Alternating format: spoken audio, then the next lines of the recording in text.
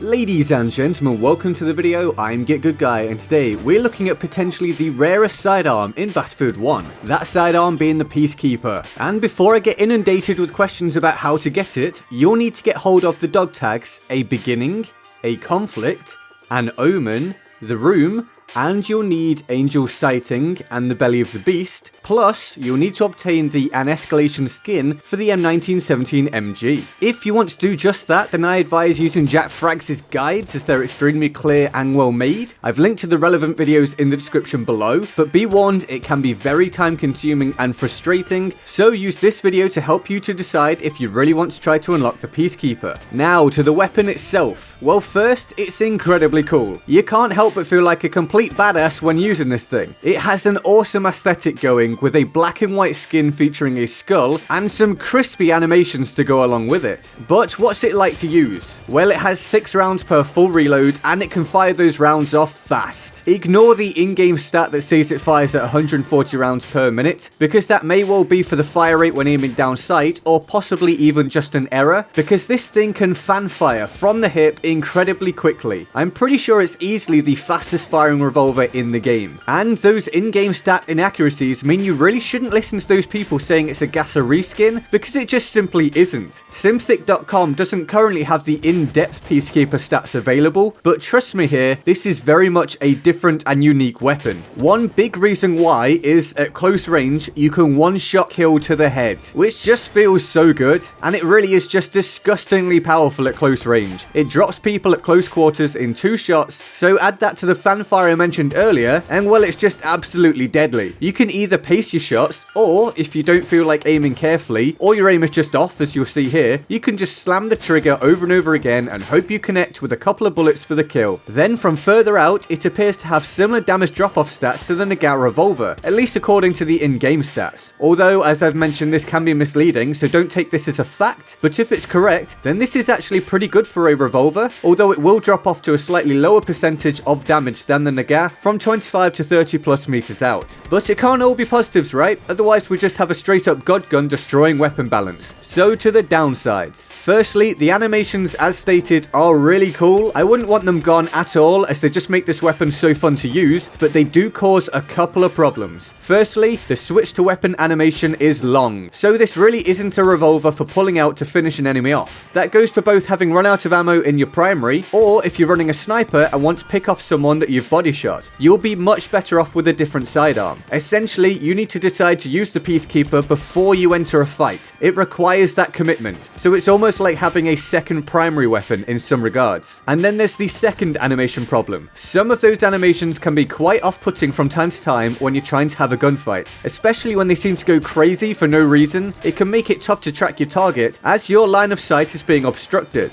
Then beyond this, the weapon kicks a lot. You really do need to get used to the recoil. Sure, you can spam the trigger, but that doesn't mean it's going to stay deadly straight. You'll have to correct that recoil a lot. This is especially apparent when aiming down sight, as you'll see here. I don't know if it's just me, but I found it harder to use ADS with the Peacekeeper than with most other revolvers. I personally feel like you don't get a very clear view and it kicks off violently to the right, so you'll be looking to use hipfire as much as possible with this thing if your eyes are anything like mine, and thankfully the hipfire is very effective anyway. And then to top off the negatives, or what we'll call balancing, it has a very long reload animation. You will not get back into the fight quickly with this weapon. I actually had to get used to cancelling the reload midway through so I could fight an enemy with however many rounds I already had available. So all in all, I'd say that the Peacekeeper isn't even close to overpowered. I know some people are claiming it is, but I disagree. I think it's easy to feel like it's OP when you're being killed by it, but it actually requires a pretty skilled hand in order to use it to its maximum potential. It's somewhat of a revolver skill cannon, albeit with very forgiving extreme close range capabilities. It likely will be superior on PC though, as a mouse will allow a player to mitigate the weakness of its extreme recoil and maximize its strength of precision one-shot kills to the head. I've seen PC gameplay of it and it looks to be just a cut above the console version, but it is still potentially very powerful on console and I'm having an absolute blast with it. Although on raw performance, I think the auto revolver is still probably the best revolver in the game. So do you have the Peacekeeper? If not, do you want it? And what do you think of what you've seen of it so far? Let me know in the comments below. Now let's go over to the Board of Awesome for the epic people who allow you to get content from me full-time by supporting the channel on Patreon. They are the main reason you're watching this video right now, so thanks to everyone on here. If you want to join them on the Board of Awesome, the link to the Patreon page is in the description and my pinned comment. I hope you enjoyed the video. If you don't want to miss future videos, turn on notifications with the bell button and select to always be notified with the options tab that should then pop up, and then feel free to like, share and subscribe. I'm Get Good Guy and I'll see you next time. Laters.